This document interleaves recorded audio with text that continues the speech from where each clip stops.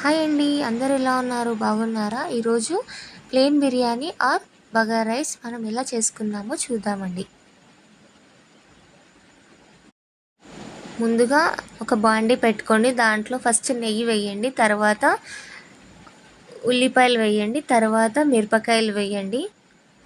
4 యాలకులు, దాల్చిన చెక్క, జాజికాయ, అనాస పువ్వు, షాజీరా, 2 బిర్యానీ ఆకులు, హోల్ బిర్యానీ మసాలా యాడ్ చేసుకోండి. దీంట్లో కొంచెం ఇది లైట్గా ఫ్రై అయిన తర్వాత సన్నగా ఉల్లిపాయలు ఇంతకుముందు వేసుకున్నాం కదా, తర్వాత అవి బ్రౌన్ కలర్ అయ్యే తర్వాత మిరపకాయలు కూడా చాలా మంచిగా గోల్డ్ కలర్ వచ్చేలా చూడండి. తర్వాత బిర్యానీ ఆకులు వేసుకోండి. తర్వాత పుదీనా, కరివేపాకు పక్కన పెట్టుకొని దాన్ని కడిగేసి పక్కన పెట్టుకోండి. తర్వాత దీన్ని మొత్తం కలుపుకోండి. తర్వాత దీన్ని మొత్తం మిక్స్ చేసుకున్న తర్వాత ఫస్ట్ బియ్యాన్ని మనం కడిగేసుకొని పెట్టుకొని దాన్ని మంచిగా బియ్యాన్ని వెతికి మంచి క్లీన్గా కడుక్కొని తర్వాత బాగా 2 గ్లాసెస్ వాటర్ పోసుకొని చాలా బాగా కలుపుకొని, లేకపోతే ఎక్కువ వాటర్ పోసినారనుకో అది ఎలానో అయిపోతుంది. నెక్స్ట్ ఇదంతా కలిపేసుకొని రుచికి సరిపడిన అల్లం వేసుకోండి. తర్వాత కొంచెం ఉప్పు వేసుకోండి. మొత్తం ఇట్లా కలపండి బాగా. ఇలా అవుతున్నప్పుడు కొంచెం పెరుగు కలపండి. కొంచెం అది మన ఇష్టము, కలపవచ్చు కలపకపోవచ్చు. మొత్తం ఇలా కలిపేసుకున్న తర్వాత ఒకసారి యాడ్ చేసుకున్న తర్వాత మొత్తం కలుపుకోండి. ఇలాంతా కలుపుకున్న తర్వాత ఒకసారి రుచి చూసుకున్న తర్వాత ఉప్పు వేసుకోండి. ఇలా మీడియం ఫ్లేమ్లో అట్లానే పెట్టుకోయండి.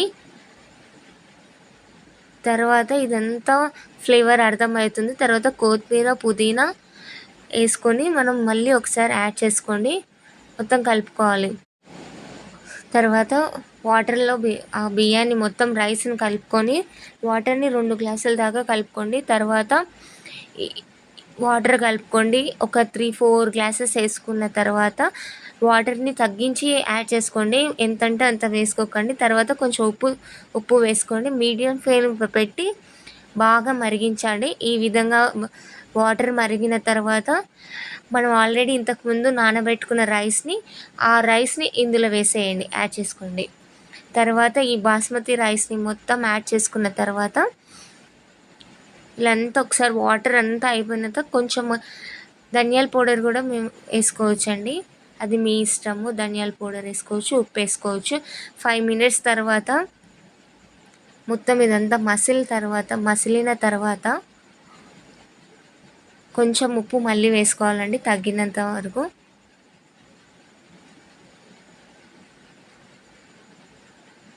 మొత్తం ఒకసారి మొత్తం మిక్స్ చేసుకొని